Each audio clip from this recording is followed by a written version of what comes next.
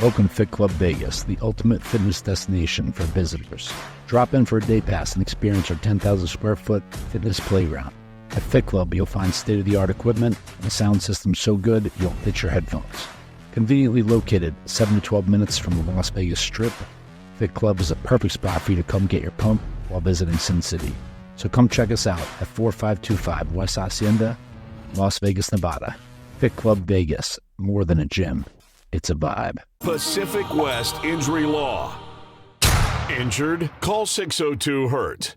Car accident? Call 602-HURT. Our firm is dedicated to you and your recovery.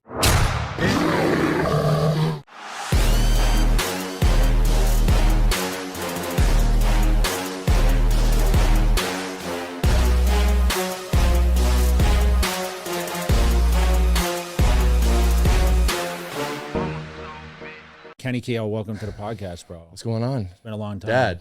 Yes. A lot of people don't know that says they've this never shit. connected. I didn't know the story because I heard it earlier here. Why does he call you dad? Because he's my biological father. Yeah.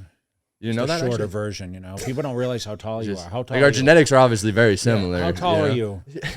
6'4". Or I mean, sorry, 6'6". Jay's about 6'2". He's just a little bit shorter than me. Who's taller, 6'2". me or Wes Watson?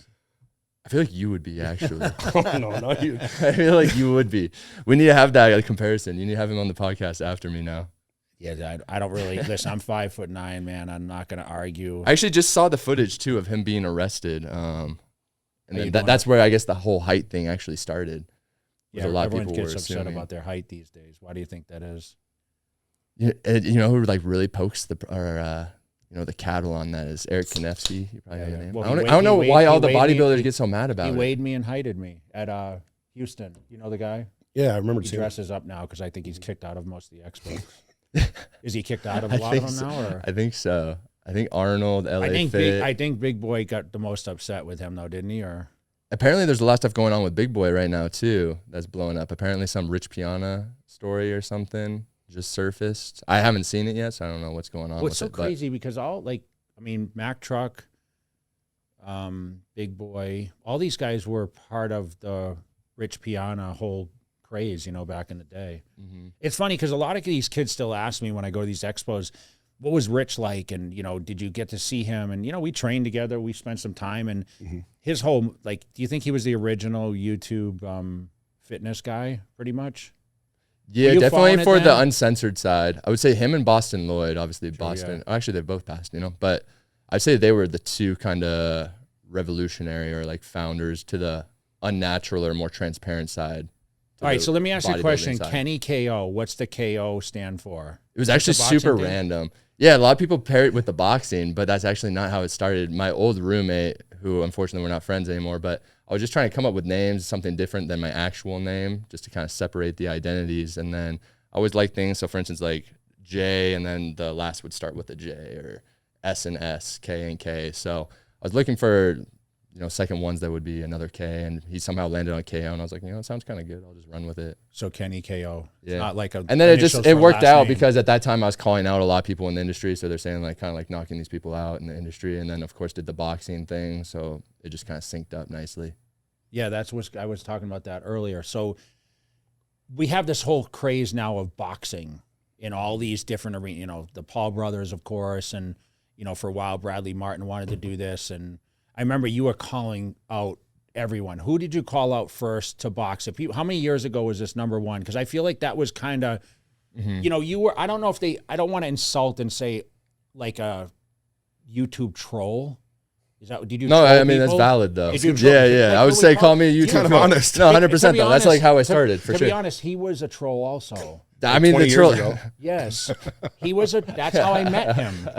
You know, he razzed my guy Dave Worley, who does like JTV. I used to show up with my name printed on my shirt, who I was online, and no one did anything.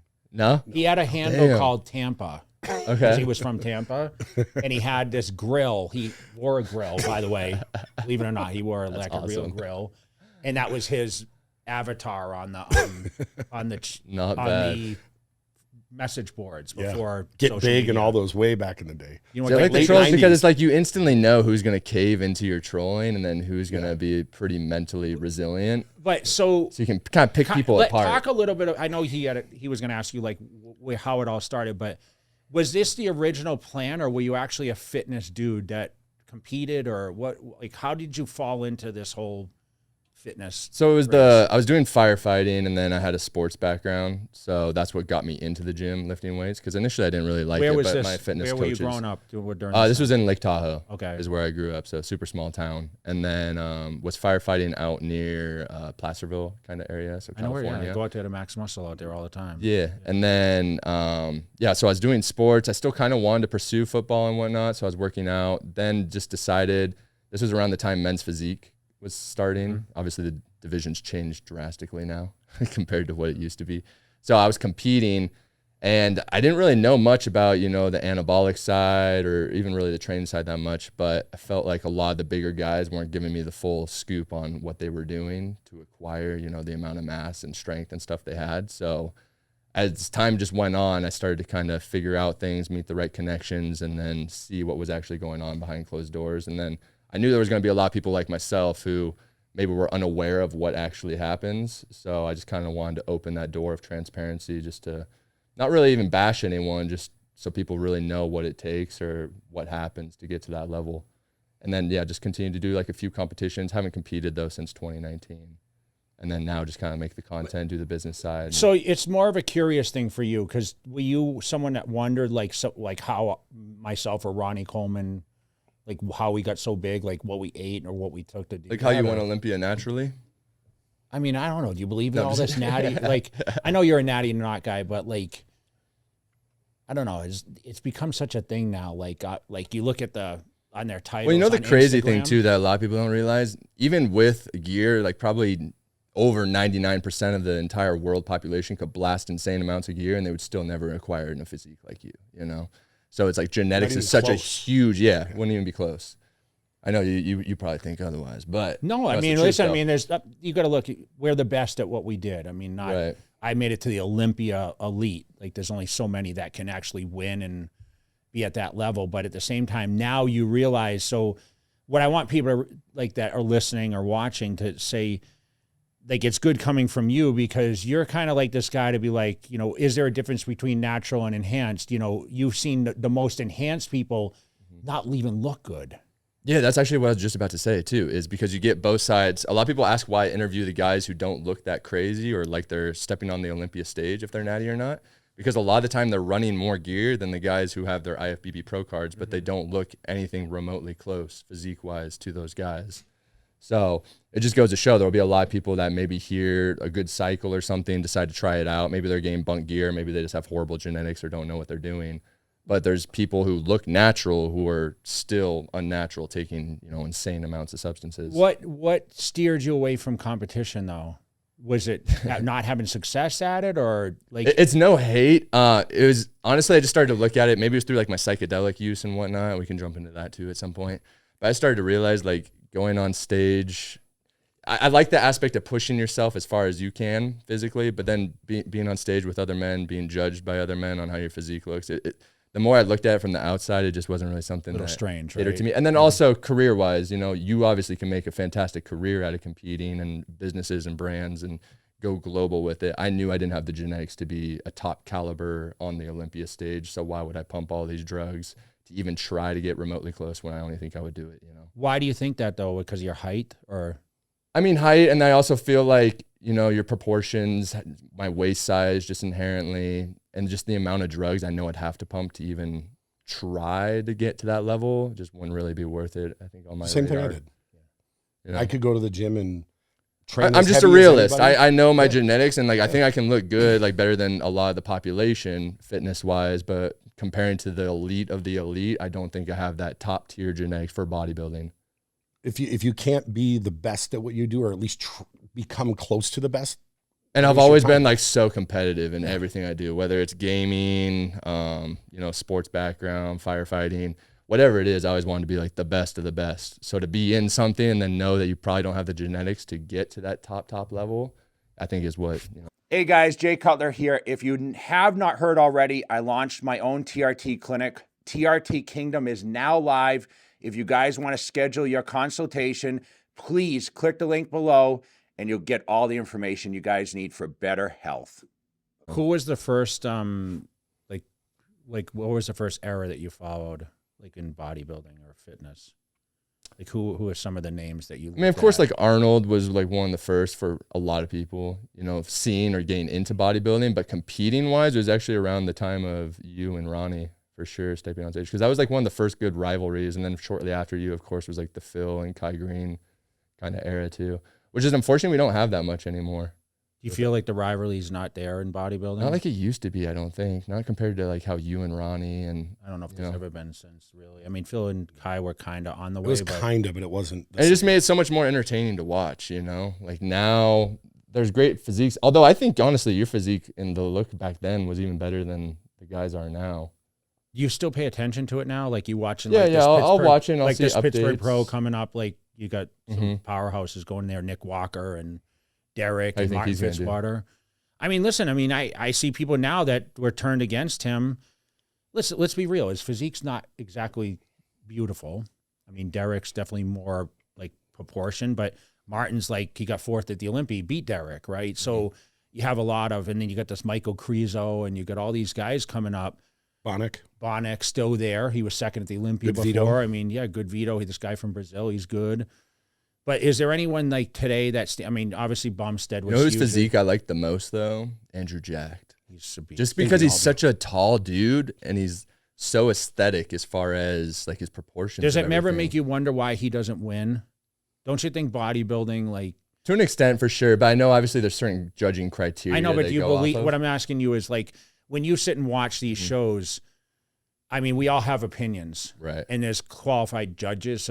But do you ever look and say, I don't understand why this guy wins or that guy doesn't? Or do you feel like the judging criteria is pretty same eye to eye with what you see? I mean, I feel like I obviously don't have the most perfect eye for it, because I might be visually looking at some certain aspect on one guy and be like, that looks better, so I think he should win the show. Because I think a lot of the time, too, there's going to be so neck and neck that it would be impossible, at least down to the scorecard of how to judge it, especially with bikini. That's the one where I'm like, I don't know how the hell these judges differentiate these girls of who looks better, because I've always said this, you can take first place and 15th place, and you can make an argument for the winner to be in 15th and 15th to win, and you're not wrong. And then now with this new division, too, the whole fit model one, I'm like, I don't know what they're looking for, but bikini, I don't know how the hell they judge that one. So, you know, you just mentioned Latina, like, that's your look. So bikini probably doesn't do it for you, right? Wellness. It's just like... well, if they're a Latina, I know, but they in can't bikini. be. They can't Preferably be, wellness, they though. can't be. Yes, but that's are they like Shanique Grant? But not too far wellness. Shanique Grant is you know? doing wellness now, and Matt Caesar. He says She she's looks unbelievable. ridiculous. Yeah. You know, she's switching because she's, but now she has to downsize. Because what's she her going body. to now? Wellness. Oh, and okay. So she quit. She's got the hamstrings, legs, glutes of the other girls, except she's 5'8", and her waist is even smaller than theirs. Oh, geez. So she looks like a cartoon. Do you like the Right. Brazilian look of wellness? Yeah, that's a pretty solid one for sure. It's up there. solid. Anything Latina, man, I you know- swear. you know what, It's though? something about like the toxicity behind it, you know? I want to be verbally He said abused, that and I want he to said be it- physically abused. He said this would be a little controversial, so But then we can't have a Kenny Keogh podcast without some controversy in here. it's you the know? truth, though. Now This we're is gonna what I get want. This is protested. what I'm looking for. No, Yeah, so applications before are we get into accepted. that, so how did you transition? Like YouTube is popular. How did you find your way to? Would I say YouTube, or is it because I know you're doing streaming now and everything? But let's say how you came into the industry. You were the guy that was doing controversial opinions on situations. Yeah, kind of more. I assume you probably know who Goob is, or maybe of you've seen course, some of his yeah, videos yeah, pop up. yeah. I feel like he kind of took the John, reins yeah. for the content I was Is John doing is he back a lawyer? then. I think he went to school, but I He has don't a know if he law has a degree, I practice think, or yeah. anything like Okay. that. But yeah, he kind of took the reins on the content I was doing back in and now he's landing himself in lawsuits, which is what I essentially did years ago, you know, with like Jeremy Buendia and a few other people based on the content I mean, was we've had a making. lot of people that you've done things on. Callum was here. Mhm. Jeremy was just here. I know you ran with these guys for a while, right? Right. Doing Ooh, we'll have to bring up updates. Callum too as a topic in a second. But Yeah, so it started with actually on YouTube though. When I first made my YouTube channel, I was doing prank stuff like on my mom. I wanted to be like a YouTube prank channel. I didn't realize a lot of them were faking their pranks to generate reactions and views. So I was actually pranking my mom, but it was like making her cry and traumatizing her. So then I realized this isn't a sustainable like thing to do. Even though it was doing well, like it was actually pulling pretty good views. And then I retired from YouTube for, I think it was like 2011 till 2017 is when I started uploading again.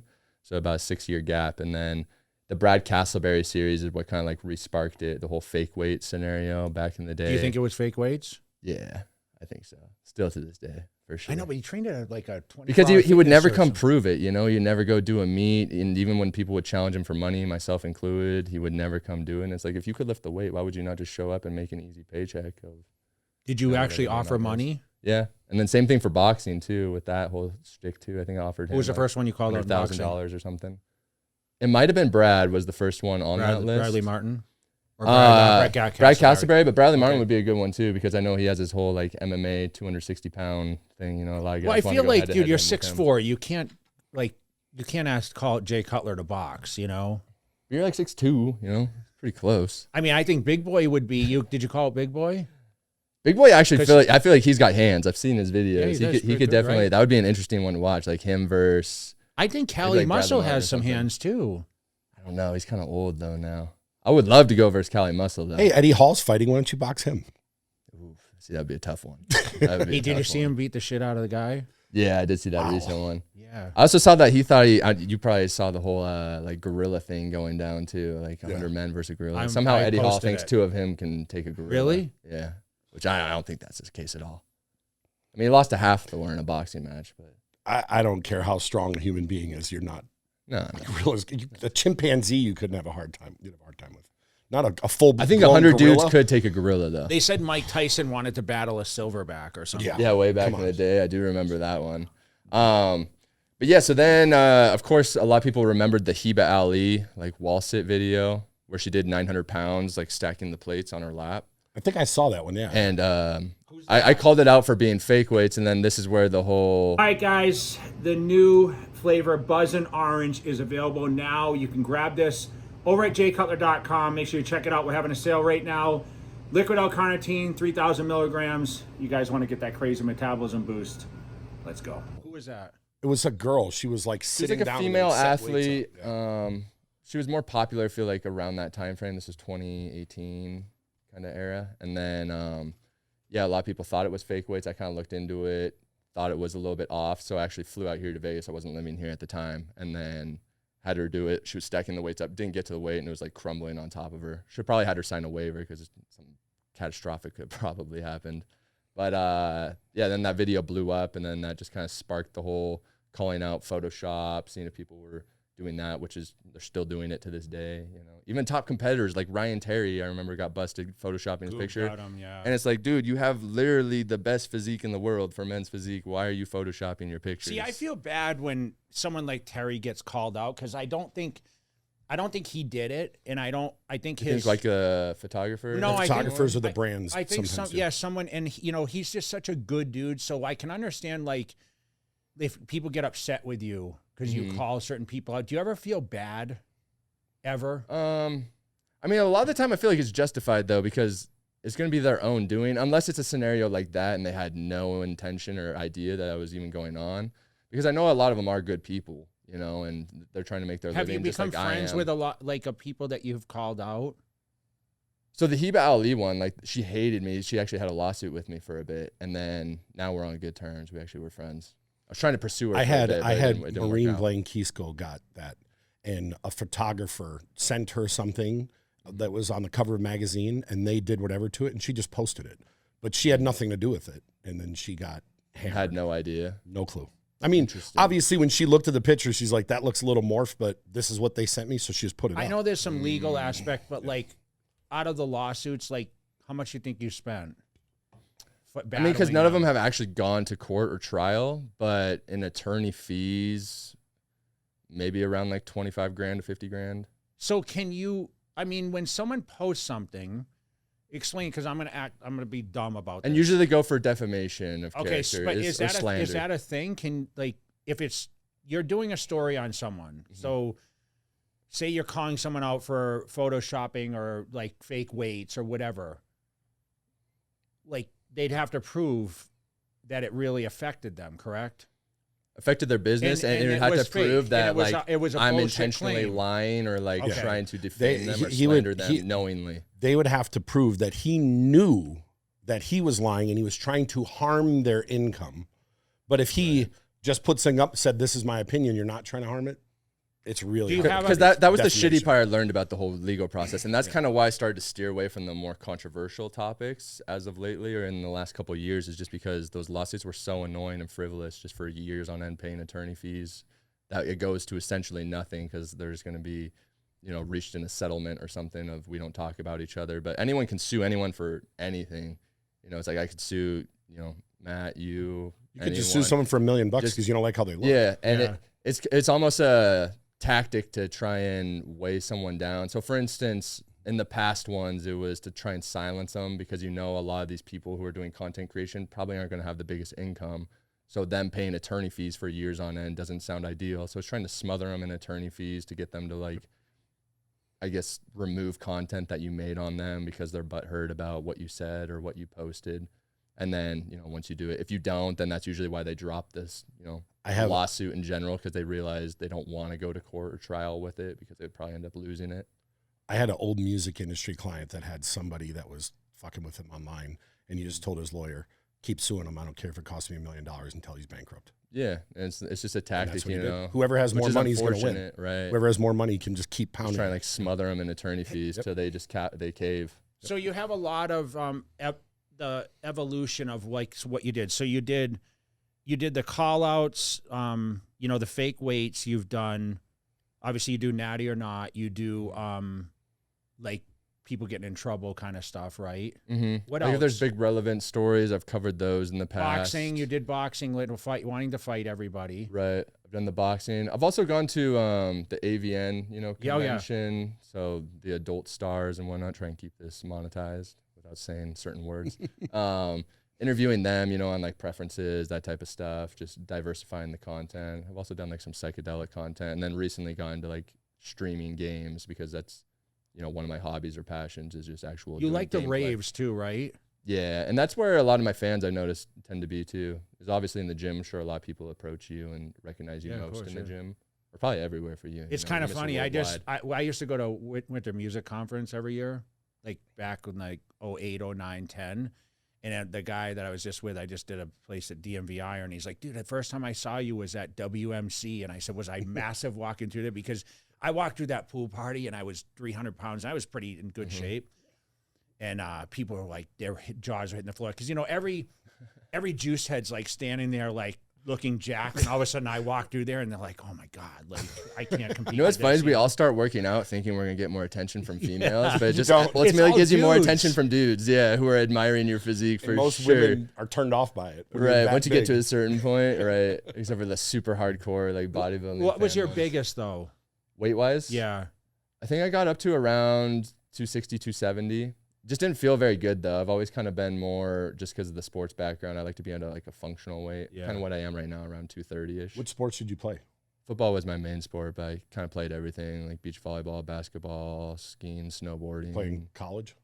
I was going to, but I got into the fire academy, which was like a pretty hard one to get into. So I just dropped that goal and then immediately jumped into. And do you become a big firefighter? And yeah, no, I was doing that for a couple of years after all my schooling. That's what my degree was in, was fire science, and got all the medical training and everything, my EMT advanced, and worked at a department for 2 years. And then I was trying to relocate into Reno, the city of Reno, and do city fire. And I was doing personal training at the time. And that was when I just started to do YouTube content just as a hobby for fun. And then it started to take off and just kind of saw the potential behind it, and always wanted to pursue the entrepreneur life and see where it could go. And it just continued to grow and grow and grow. And then now it is where it is. Well, because you have brands and everything now, right? Right, yeah. And I always liked the idea of just being my own boss. I hated doing things for other people or other businesses. It was like, I had a vision. I've always been kind of creative and want to like build my own thing instead of being like on a set schedule, because I'm pretty good at managing my own time. The entrepreneur life, I feel like, just clicked with me. And what brought you to Vegas, though? I was literally just going to say, how long have you been in Vegas? I know, right? I literally was just It's about to say actually super that. random. Okay, so I went through a breakup, and I was living in Reno at the time. And then I was Was trying it to figure Latina out. or? No, maybe that's the problem. I might still be in Reno if she had been, maybe. But so I was thinking of places to move because I was like full on in the YouTube at that time. I was, thinking LA, maybe Denver, somewhere in Texas, possibly. I'd visited Dallas and a few other places. But Vegas was still, because I was technically in Nevada, it was in-state, no state income tax. Business-wise, I was doing a lot more travel for like expos and that type of stuff at that time. So the travel here was great. Just decided to move down here on a whim, and then I don't know. I ended up liking all the food, things to do out here. The summers are brutal, but Who did you know in Vegas that you actually connected with first? Anyone? I didn't really know too many people. I started to meet, of course, Craig Goliath, and then I would drive that. Is he natty? I would drive that motherfucker to the gym like every day for 4 hours. He didn't have a car. It takes forever to take his time at the gym. No, he has his cars. He just never wants to drive them. He just wants people to drive him around. Right? They're very clean all the time. And every time I go into his house, he always has his lights off, like even at night. And I'm like, dude, electricity bills aren't that fucking expensive. Like, turn some lights on in this bitch. Do you think he's only doing 500 He's a character, gigs? though. He's a character. I know. He messaged me a couple days ago. When am I coming on? Now he's gonna have to come on to kind of talk about course. why he keeps his lights so dark. Oh no, we're gonna blindside him with that. You should blindside him with it. Listen, I heard you don't put your lights on because you're a cheap fuck. So you came to Vegas, and like, where did you train first? LVAC, actually. Which one? Flamingo? The Flamingo one. That's where all of us trained when we first moved here. Yeah, he did too. Yeah. I first moved here in 2011. And it was a pretty good gym for a long time. I was training there because I had an apartment over near that area before I bought my house in 2020. So I was there until recently, like within the last couple of years, I started going to EOS just because they started to remodel them. But, I went to Kilo for a while, Dragons, Fit Club, when that was closer. Trying to think like what else. I know there's some even new ones opening up too, which will be pretty nice. Mark Wahlberg's like opening a gym or something next year in downtown Summerlin or something. And so talk a little bit about, so right now you talked about you're doing streaming, but I don't see as much of the YouTube stuff. Like you used to have, like we were just talking about that setting where you have like the neon lights and kind of the thing, and you would kind of do these. How long of videos would you? Like, you're talking about like the commentary ones? Yeah. So how long do you think a YouTube video, like what would that commonly be? Like in length? They were quick, only like what? Yeah, 12 maybe 10, 12 minutes. Like 8 to 20 minutes, depending on the topic, probably for the Why commentary did you choose ones. that time? Talk a little bit about that. Because of AdSense. So essentially how YouTube worked was, I think around 7 or 8 minute mark. I could be wrong. I think it was 8. But once you pass that threshold, you were able to monetize more ads onto your video. So it just means more pay. So for instance, if the video got 200,000 views, rather than getting one ad on the video, you could put like 4 or however many you wanted on it. So you could multiply the income on that video like times 4. So trying to even go like 801 or 805, just as long as it's over the 8 minute mark. That's why podcasts do phenomenal, because the longer form content, you can put so many ads on there, and then the watch time and retention, and you just make a fortune. For instance, Sam Solik, you've had him on here, right? Yes. So like, because his videos are so long, that dude is making a fortune off just YouTube revenue alone. How much do you think he makes on YouTube? Millions, probably, just on YouTube revenue. Can I ask you like what your best revenue was from YouTube in a month, or? Yeah, I mean, at the height, it's definitely not the height right now, but back in like 2018, 2019, it was around like 50 to 60K a month. And do you, like, what do you think when you're sitting at home making videos, or I mean, obviously it costs money to travel to expos and whatnot, because you're financing it. No, people aren't paying for this, right? Like, is there a lot of profit in it? It's just because you're paying for time, right? There's no cost of goods like with your supplements and whatever else. So like, is that the best revenue to make, or like, do you think now you could make that kind of money, or YouTube has gone down in AdSense? Honestly, I wish YouTube was like how it was in like the early 2000s when it first started. Those guys were making so much money before they kind of changed the layout of it. I think this was around 2013, 14 is when they made the swap, because those guys were making stupid money. Yeah, you think Christian Guzman was making a lot of money Oh, then? for sure. Yeah, definitely. And he probably still is, of course, with Alpha Elite and everything else he has going on. But I could see it being profitable. Now the problem is it's so competitive. Everyone's doing content, so it's a lot harder to stand out unless, you're an iconic figure, or you're but like, pretty it's just, entertaining to watch. now there's a lot of advertising. They say how do they determine like the AdSense? They say we want to be on this person's, or do they spread it out depending on what the demographic is?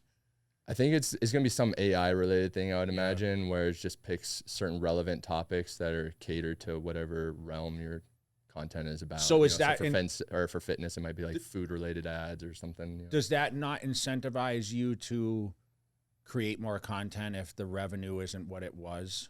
Do you feel like you've put in less effort? I think the thing for me of why I started to put less effort is because I started to focus on my business side with like the Half Wicked and the sales of like peptides and those types of things, where that took the forefront because it's my main revenue now. So the YouTube stuff is more just the marketing side of it now to try and like draw eyes or garner attention to the business, almost like a self-operating machine. Or, you know, do you look at though, like, okay, to see how many views you get and like new subscribers in that sense? Yeah, I mean, so short form content I feel like is what's really taken over. Either that or podcast long form. Unfortunately, that kind of middle gray area I think is kind of fallen wayside unless it's some super entertaining vlogger or something. Just either long form content does better or the short form, because people's attention spans are just so incredibly it's shorter than it used to be. I mean, I have ADHD too, so I know, but don't you feel like you just said like there was less content back in 13? Now it's like you get there's so much because there's so many platforms, right? So people are making TikTok or they're making Snapchat or this or that, and it all goes on to these platforms. Like we talk about YouTube Shorts all the time to get the gist of hey, and that maybe that interests them into the long form stuff, but it definitely affects the viewership because, like you said, like how does it affect your channel? Like doing both? Yeah, I did kind of notice that my channel did start to almost lose the regular viewers when the short form stuff, when I started to go super heavy into that. But it was a weird trade-off because you're making less from the AdSense on the shorts, but you're getting more attention or views. So like you're getting more subscribers. But the problem is those subscribers from the shorts aren't watching your long form content, if that kind of makes sense. So it's like it's a balance you got to and I noticed that's why a lot of the creators, they'll do like separate channels, you know, like Mr. Beast. I don't even know how many fucking channels that dude has now, but one in like every country too. He's smart as hell. But he separates them, you know, he'll have like Mr. Beast shorts and then his regular Mr. Beast channel and diversify it all, because I guess it probably does influence, you know, your overall viewers of do you look at people in the fitness space and see what like what people are doing ever, or like for inspiration or or just like staying updated with like how do you come up with ideas? Like I feel like even at like this year's Fit Expo, you were you came up to me and you asked me what my preference of like what is steroids or something, right? But like, has your whole concept kind of shifted a little bit? I mean, so what I did notice over the years, because I've been doing the whole natty or not shtick since like I started, you know, 2017, 2018. And what I noticed is it's always going to be a relevant topic because there's always going to be one, people that lie about it. And then two, there's always going to be new people that are just getting into the gym or onto social media who have no idea what that topic even is. So it's almost like I get a new audience like every so often who isn't aware of this content. So it's almost like a forever topic with the natty or not one. The other ones, it's like I just try and think from a creative aspect where questions I would genuinely want to know. If I was to ask, for instance, you, and I know there's other people that probably relate to that and want, you know, those types of answers. So just kind of banking off that. But then also on social media, you know, myself included, we'll always pull inspiration from other creators of what does well or how we can maybe tweak this idea to do better, something that, you know, a lot of people would want to see. Do you have like a memorable moment when you did a natty or not where you thought or confronted someone where you were just thought it was going to get real ugly?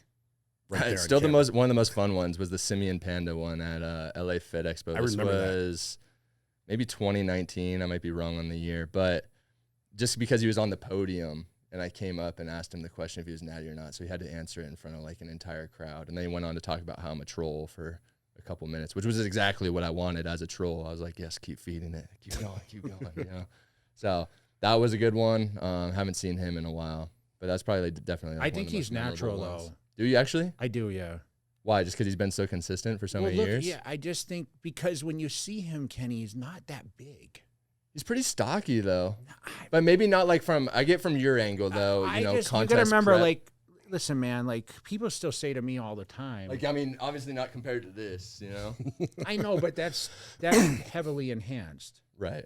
That's 20 years of heavily enhanced. Yeah, so I mean, this is like, I know what I look like now, and people still come up to me and say, you're pretty big. And honestly, I take basically nothing. You know what I mean? I'm not natural, but Just what, like TRT? yeah, I take it, but real TRT, like, Right. like Not supervision. TRT plus. My last blood test, I mean, 426 or something was my total testosterone, whatever. Oh, really? Yeah, but it's not, Which is low. Yeah. which is low, but it's also now that I own a clinic, I understand that it doesn't matter what your total is. It depends how you feel, right? Mhm, Everyone's going to exactly. have a range. So when we have Milos on here and say you have to be over 1,000, it doesn't. That If you really, feel the same at 1,000 versus 400, Yeah. why would you want to? I'm actually so glad you brought that up because there's so many people who think the same thing. They want the higher number. But what I've noticed even through my recent It's your lab work free is I was at like testosterone. 1,300 or something, which was too high because what's happening is I'm having too much conversion to estrogen. So my estrogen level was spiked into like the 80s. Mm-hmm.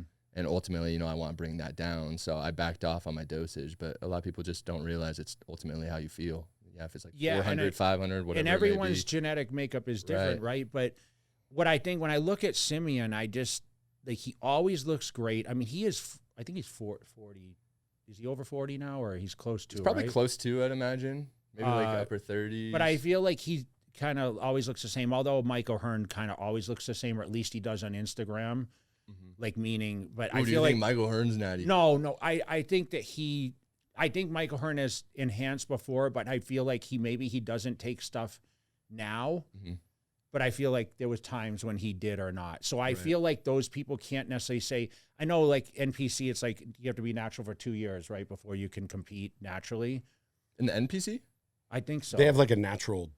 Oh, they have a Side. natural Yeah, division. they have oh, a okay, natural okay. side to it, and it's like you couldn't have juiced in X amount of time. But to me, once you it's like me now. I can't ever say I'm natural, right? Even if I stop taking any testosterone, I mean, I'd look like kind of like a dumbass, wouldn't I? I mean, when you look at that and say, yeah, I'm natural. I mean, Right. but I understand, like he says, not everyone can say I'm natural. Like I take, you know what I mean? I take stuff. I think one of the controversial topics you see is a lot of the old school guys that they talk about their cycles, and younger people now just don't believe it because they have to take obscene amounts. But there's so many variables. Their food isn't as good as it once was. The training, the guys don't train as hard as they for used to. sure. Equipment's different. Back then, they only use free weights. Now they have all these different machines. And back then, like when I first got around in the 90s, there was no such thing as underground anything. It all came from real labs. So you could take a certain amount to where now guys take 5 times that amount and they get less results. Right. So there's a lot of variables there. So have you ever talked to someone about their cycle and thought they were full of shit, what they were taking? Well, when they say what they're taking, I usually know it's probably going to be bunk based on their look if it's some crazy cycle. Just because I've seen it so many times. You know, I've been, you know, around a lot of these guys who do the manufacturing. I see them making it like in their sinks or in their bathtubs and, you know, the behind the scenes. And then even myself, when I was doing like the underground stuff, when I was competing, you know, I got some gnarly infections in my quad, my shoulders, where it was pretty bad and definitely not worth. And that's why I stay away from like anything that's underground. I haven't touched anything since 2019 other than TRT. I remember Phil recently talked about what he took at his USAs. And I remember him, he was always open about it back then. He was broke. He had no money. And everyone's going, there's no way he only took that amount. I It's think like, I saw that video. when you're a that you're genetic talking about. freak, you can get away with very, very little. I mean, we talk sure. about Ronnie Coleman was natural in his first Olympias and all that. He turned Turned pro pro and natural. everything. I mean, it was Like, for instance, I bet if you took Ronnie Coleman when he was natural and put him on stage today and people didn't know, obviously, it was Ronnie Coleman, they would assume he was on juice. Of course. Just being Do natty. you ever see the picture of him You know? playing football when he was in His arms were college? 21 Dude, he inches had in college. veins, and I mean, the crazy. And even one of my good buddies who lives in Reno, Tonio. Tony Tony Burton. Burton. Yeah, yeah. yeah. He's competing So- in Reno in 3 weeks. Yeah, I would train with him. He was a good buddy. When he was natural, he looked insane, where I know for sure people would have been, this guy's on juice, this guy's on a crazy cycle. But he was natural. Ty Green, when I met him, was natural too, and he was ridiculous as a teenager. Sean Like, Roden turned pro natural. Yeah. And I mean, I'm going to be honest, like black dude genetics are built different for sure. There's some dudes I've seen with some crazy physiques who are definitely natural. Even one video I did recently, there's some guy over, like, I don't even know what country he's in, but definitely where there's no way he's sourcing gear or anything. Crazy physique, but I'm sure if people saw him over in the U.S., they would assume he's blasting gear. So, also, I wanted to bring up, too, your training style. I saw one of your clips talking about the stair stepper for, like, quad and leg development. I've been doing that. You like it? That's or- like, Yeah, it's like my new favorite Why, thing. you trying to get your legs bigger? Or I want to build what? my calves like Ryan. Yeah. Ryan Diaz. Dude, he at has the Fit Club. best He has the calves, best doesn't he? calves I've ever seen in my entire life. And I'm like, also your calves though too. Yeah, you know, but I'm no, like, I just gotta follow but you Diaz guys. has crazy. Yeah, he That does. kid, if he actually, I mean, I always Applied said if- himself? Yes, because he could have been a phenomenal bodybuilder because he has that. He still could. He's not. I He's think a young guy. Is he Cuban or I'm not sure. is he part Cuban? I actually have no idea what I think would he be. is because he gets pretty tan, you know. Mm-hmm. He's But a good dude. I love. He's Ryan. a great guy. He's a great guy. We always talk about it. Fit Club. Shout out to Fit Club. They sponsor the podcast, but Nice. yeah, I always wondered what if anyone almost kicked your ass. And I think, dude, you're kind of a Mike Rashid, really. or he wanted to. Yeah, this was around the time of the Jeremy Buendia stuff because him and Narman at that time, Yes. like They were kind of dating. had their fling or whatever. And then Mike Rashid was dating her, I believe. And because it was around the time I was putting those stories out, it might have caused like weird type of tension in their relationship. So he approached me at, I believe, Olympia Expo. And then I wish I had filmed the whole interaction, but for some reason he had beef with me over it. But nothing ever came, you know. Were you nervous? I think I even challenged him to boxing though after that. And Were you it never nervous, came to or- fruition. No, because I've never really been like that. I know I can stand my ground, and a lot of these guys usually don't intimidate me. And then a lot of the guys that usually have beef with me too, when they do approach me, I don't think they expect me to be the size I am because they see me doing the commentary videos, you know, sitting in a chair. Yeah. So they think I'm going to be like this pushover dude, but But you know, you're like, I'll stand my you're ground. like a nice guy. I mean, when people meet you, like it's not like you walk around and you act arrogant and stuff like that. I mean, we even did a training. Like we did a training thing. Yeah. How many years? That was years ago, right? We did yeah, a couple training. years ago probably now. But you don't do that anymore, like the collabs and that kind of thing, or I mean, only did a I mean, few? as you know, your schedule is probably so crazy with, you know, like planning those out, traveling to do those, the time filming. I just feel like I have so few hours right now in a day that it's hard to get. Are you streaming a lot now? And then the streaming too. Yeah, that's taking up How like much a couple time? hours How a much day. time? 2 hours? You Yeah, do? usually like 2 to 3 What- hours. Do you have a day. time that you usually do it, or I try for around noon time frame, but sometimes depending on what's going on, I'm So a little today bit late. we- Or Do you make something. can you make good money streaming video games? You can for sure. Like for instance, Speed. I don't know if you've heard of him. He's like worldwide Yeah, yeah. now, like one of the He biggest did a Young streamers. He's LA. making. collab? Oh really? Yeah, Speed. Wow, wow. That's a big score for them. Yeah, he makes a fortune. There was some big gamer that was next to us at the UFC. Yeah, Or, I mean at told the Kenny FIBO. I told Kenny about him, some blonde guy, but he didn't know. He Yeah, said- he a showed me. lot of them are just Showed me crazy. guy, yeah. There's another one called XQC, and he's probably billionaire, I'd imagine. So people sit and pay money to watch people play I mean, games. almost like YouTube. So you get paid for watch time or retention. So the amount of people that are watching, you they'll pretty get good? ads and stuff on there. And then, of course, you have like donations, sponsorships. Are you pretty good, or all that type of stuff? I mean, I just got into the streaming stuff maybe 2 months ago. So how do you So it's set it growing. up? Like do you have a room and you have the chair and all that, and you kind of just set up your cameras the same way that you? yeah, set up a basically, so like, studio? because I've always been a PC gamer, so just where I game at, I have a webcam, and then you have Streamlabs, which is a streaming service. You just connect it to there. You can go live on multiple platforms, so I'm streaming on YouTube, Kick, and Twitch currently. You could add other ones on there if you wanted to, like TikTok and all that as well, but yeah, you can just go on there. You could do live Why don't streams we too, have like you start IRL gaming? streams, which is I wish I could. honestly that's He what we told me should I do should. sometime. We He should told do me- He told me I should. He said, No, I want you to do it so you No, can get your because ass kicked. You know and what? we can watch it. No, so the best thing now is to actually stream. So like when I'm at the Cutler Classic or whatever, like when I'm at these expos, to actually live you should stream it, bro, for sure. and people will like watch the interactions. Like literally every person that comes up and says they're like, I'm filming it. sure. You know what I mean? He said it would crush it. No, you should could for try sure. Because that you just have to show your life. I mean, Jack Doherty does that, right? And all these kids. I mean, Yeah, it's called like the IRL stream, which is just essentially doing what you do, just having a camera follow you and around doing it. so explain to me what Aiden Ross does. Like, does he just do it in studio, or does he actually? That's another live massive stream? streamer for sure. Yeah, I think most of his stuff's at wherever his pad is at, his Miami. studio, you know. Yeah, probably like the LA, maybe Miami area, somewhere around there. And Do then you ever want to get to and that? then, for instance, he'll do the same thing. You know, he'll have guests come on that make it more entertaining, and like certain. I just saw rappers Logan. or I saw certain Logan people. was on the other day, and Right. he talked about beating Bradley in a.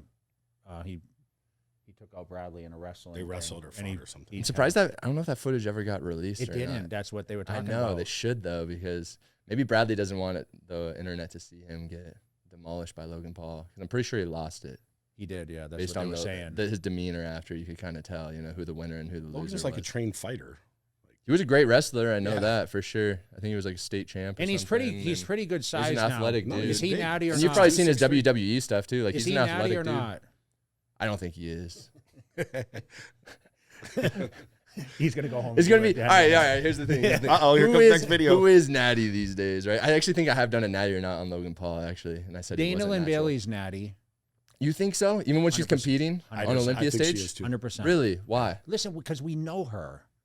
But how do you know what she was doing? Like even like a sprinkle of VAR or something. You know what? She has Graves' disease, and that's why she stays completely shredded year round. But she eats pizza 5 times a day. But she's a main.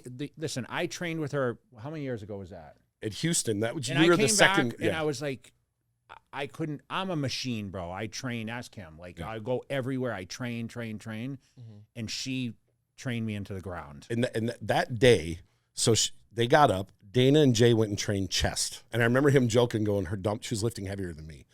2 hours later, she went to Alpha Land and trained shoulders with Hani. Damn. 2 hours later, we went to Hunter Labrada's gym, and she trained legs with Yarishna and kept up with her on everything. And this is she did 3s in one day. She was so content driven at the time to get the collaborations that her dedications are like second to none. But, she does her DLB daily. So she's actually literally releasing content every day for her app, which the dedication's crazy, but the girl is a machine. And when I say listen, I don't think I train that hard, but I do stay consistent. Like I got up this morning at 6 a.m. and went to the gym and trained already. I'm not going to go back to the gym and train. I'd love to, but I just won't because I know I can't recover because I don't eat enough. But she's very dedicated. When you even back then in person, she's tiny. She competed under 120 pounds. These girls now in women's physique are like 170. Yeah, they would smoke. She's small. She's technically smaller than the bikini girls. When she won the Olympia, I think she said she was like 117 or 118. Right. Most of the girls that are her height in bikini are 116 to 120. We had Doucette on here recently, and he said, no, Dana Lynn is not natural, but we didn't really say, but I have to say she's natural. I've been around her and Rob forever, and she's nothing. There's no visual changes. She trains every day for 3 months. One thing I can say for her, kind of like the Simeon Panda thing, is consistent. Not a huge change in her physique. Where it'd be like someone's natural, unnatural. So she does have that. I know, but let me ask you a question. Okay, does it really matter? No, if someone says, well, it matters if someone's lying. That's the only time it matters, right? But I mean, what bothers me the most is well, I can't train like you because I'm natural. And I think in my head, I know a lot of guys that are women that train really hard that are natural, no matter what. It's like the guy that says, well, I'm juicing, so I'm going to train harder. And then when they stop juicing, they don't train hard at all. I think there should be no, my whole thing, and I was on and off, and granted, the stuff lingers in your body for a long time, right? I still didn't take anything during my breaks. No TRT. There was no such thing as TRT. But I still trained exactly the same. And I didn't really get super, I didn't take, I never took Tren, but I took Parabol and whatever. But I never got I'm so strong compared to what I used to be. I never really went crazy strength gains because of what I was taking, if that makes sense. Right. So you're just consistent in your training, regardless. And that's why the reps might have came down a couple, but no dramatic difference. It wasn't because like I said, it's still lingering. It's not, come off for 3 months, you're still, we were doing Did you ever have big side effects? Because I was just noticing, you still have your hair, everything. Were you ever prone to anything? I never had the swings. Like mood swings? If that makes sense. No, I never had ups and downs. Oh my gosh, I'm getting smaller. I was a guy that trained in a tank top every day. So for me, I just had the accolades, right? I was great. Only for a short time, I wasn't great. When I turned pro, I kind of got spanked a little bit. But within a couple of years, I was second to Ronnie. And then after that, it was just pretty much consistent winning and getting second at shows. So for me, I never really had that downswing. And then when I retired at 40, I never really look in the mirror and think, man, I used to be this. Sometimes you get in the gym and you train it. I don't have that explosive feel that I had. I would get in the gym, do a couple of sets, and I would just explode. I just don't have that anymore. But you have to realize you wake up every day and you're 50 years old. You're not there yet, but before you know it, it will happen. And you have to embrace it. And I can honestly say that my 40s are my best years, and that was after all the bodybuilding. In 50s, I'm doing exactly what I want to do, and I don't really have to answer. Like you said, you chose to take a career as an entrepreneur, and I don't use that term as much because I'm me, right? I just do what I do. For sure. But what I say to him all the time is, I can wake up and do whatever the fuck I want every single day. There's nothing better than that. And I'm sure you think the same thing. I mean, would you rather go make $10 million a year and be a slave to what you do? Or would you rather make good money like you're making, which I'm sure it's a comfortable living, and do exactly what you want? Like, dude, you were at the pool yesterday. You can go next week, you're at another event, or you can kind of wake up when you want. You can go to bed when you want. You can eat out where you want. I mean, that's the whole thing with being a competitive bodybuilder is, I think the hardest part is the diet structure. And that's the one thing that I do not miss when people say, do you miss the stage? I miss the lights, and I miss the cheering, and I miss like the whole aura of like, man, you know, building up to Olympia. But what I don't miss is that structured dieting, knowing that I have to eat on the clock, because I would be like, oh shoot, like another job. Basically. I can only leave the house for the next half hour because I don't have a meal with me. I don't want to eat cold chicken. So I'm going to go back to the house. I'm going to eat. And then, okay, I got to plan this. I'll take a meal with me, and I'll try to find a microwave to heat it up, or I get on a plane and I'm eating cold food, and it's horrible. I mean, cold fish or whatever else. I'm sure that probably wasn't the most appealing thing to you. I don't know how you eat now, but I'm sure you eat out. I haven't counted calories since. Like, do you eat out a lot, or? I mean, my diet's awful, to be honest. Yeah, for sure. I indulge how many meals quite a day do you eat? It's actually really random. Like, it's so unstructured where it could be a lot better. I rely on my genetics heavily. Do you train every day, or? 5 days, 4 or 5 days a week, I would say. Usually try and take like weekends off. And do you train for the atmosphere, or do you actually train for your physique or your mind? A little bit of both. You know, it is a good relaxation or kind of disconnect from everything else, or stress reliever for sure. And I know a lot of people go to the gym for the same reason. And then also a maintenance thing, health reasons as well. Just, you know, trying to keep the heart rate up and try and keep a physique somewhat relatively good. How old are you? I'm 32 now. Still so young, huh? Oh, yeah. I know I look 42, though. It's from all the gear use. You said you're on TRT. Yeah, just TRT. Talk about some of your business endeavors that you do now. So yeah, I have the half wicked side of things, which is like merch, and then also supplement sales, and then also contracts with, you know, like hormone optimization clinics, of course, like YouTube revenue, streaming revenue from other platforms, other like sponsored deals I have and whatnot. So a lot of it kind of revolves around the content creation space, which is the nice part about, as you were mentioning, you know, having the freedom to do what you want every day.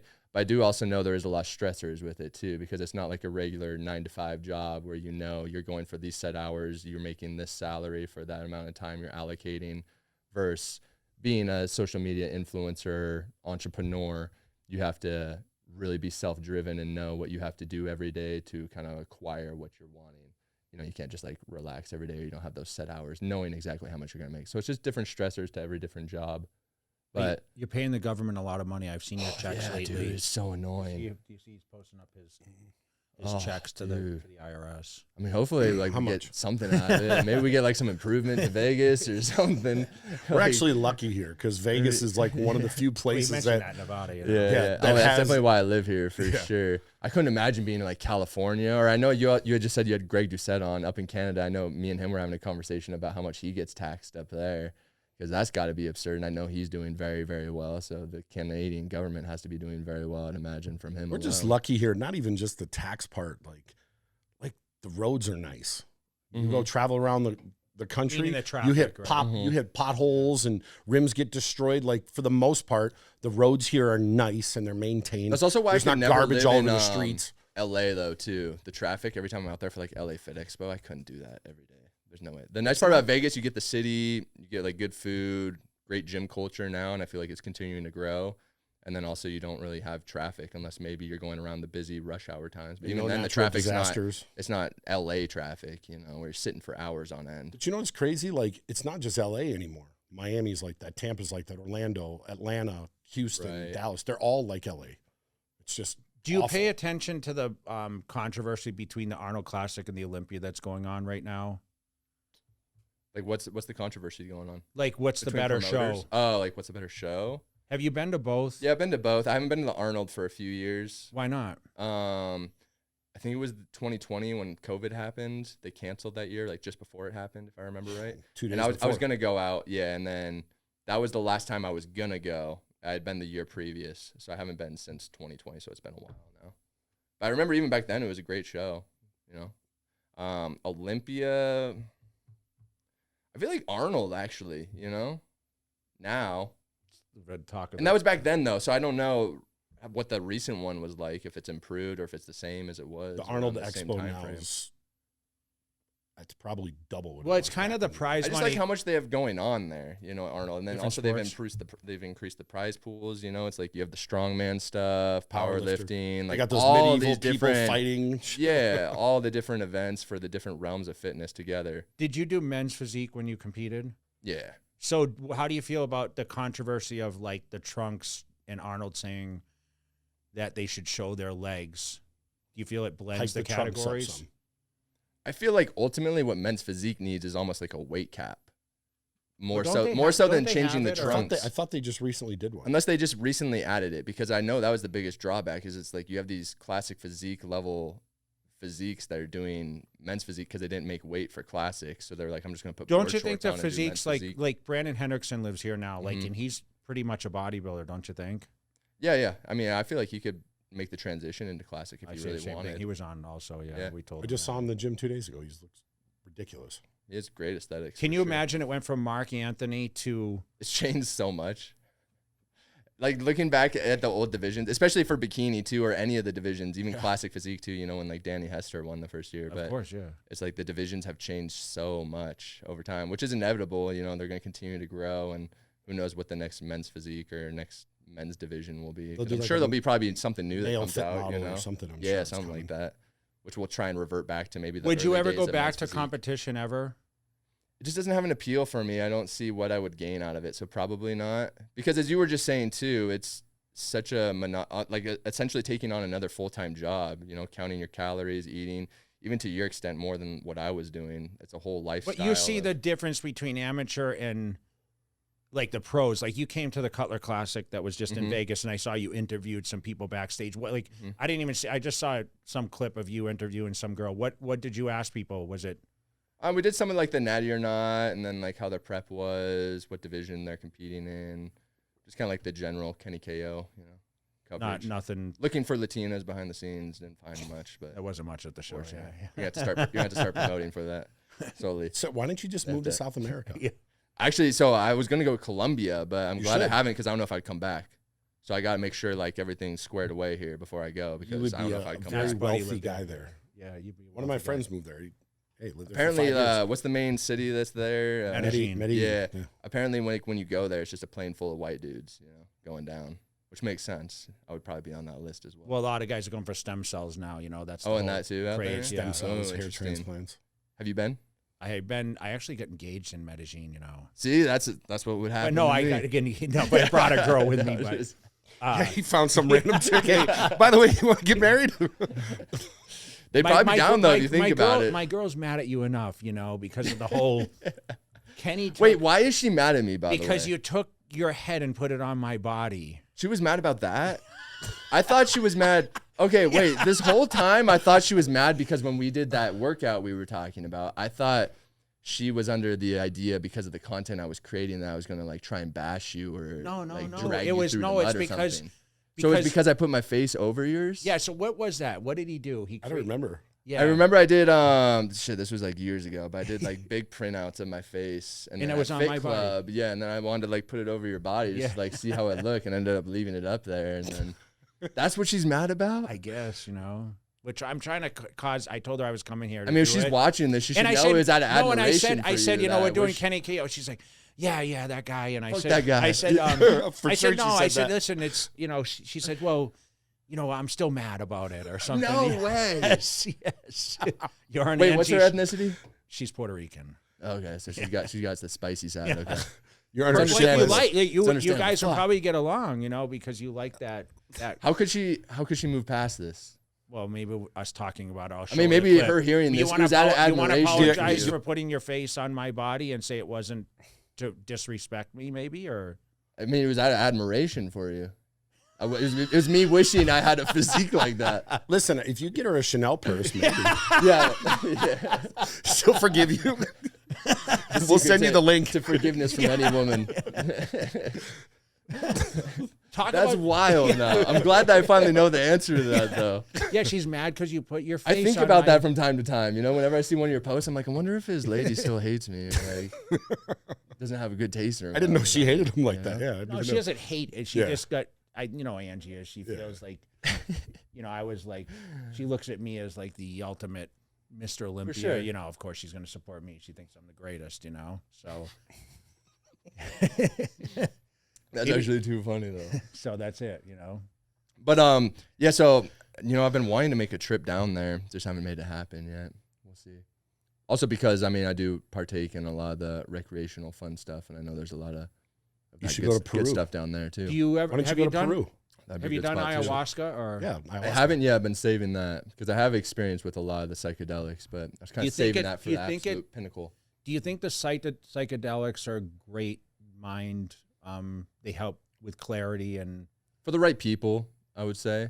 But it's hard to know if you're the right person without trial and error, right? Because I've seen a lot of people who think they're the most mentally stable try them, but they might not know mentally they have something undiagnosed or that they're not aware of, and it kind of brings it to the forefront. Like, I don't know if you remember what the whole Connor Murphy scenario Yeah. years ago or who he is, but explain to him what though. so he was like a fitness creator, would take his shirt off for like reactions, like with girls and whatnot, pull their numbers, and just standard dude doing very well on YouTube, decided to dabble into the DMT pretty actively and essentially lost his mind. Like he went on these long rants on social media. People were worried about his well-being. He was talking about drinking other dudes' semen and stuff for extra protein, kind of like crazy off the wall stuff for him.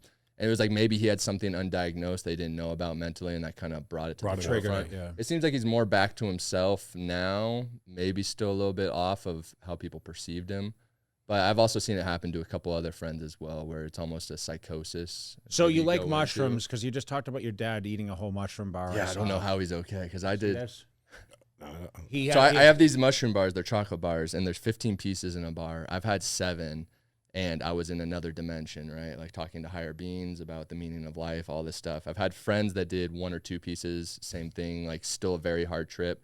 My dad found one of the bars I gave my sister in a fridge at her house, and he just had like the munchies that night, decided to eat the whole chocolate bar. It didn't taste off to him. And then he started to feel a little funky, so he went to bed, and then apparently he woke up in the middle of the night, and he was like, he had these socks on his hands, and he said the carpet looked like almost the movie Gladiator with the big, grass like blowing in the wind, and then some other crazy shit took place. But yeah, that was 15 pieces, and 7 was a heroic dose, and I'm pretty, high on the tolerance So you like scale. mushrooms or?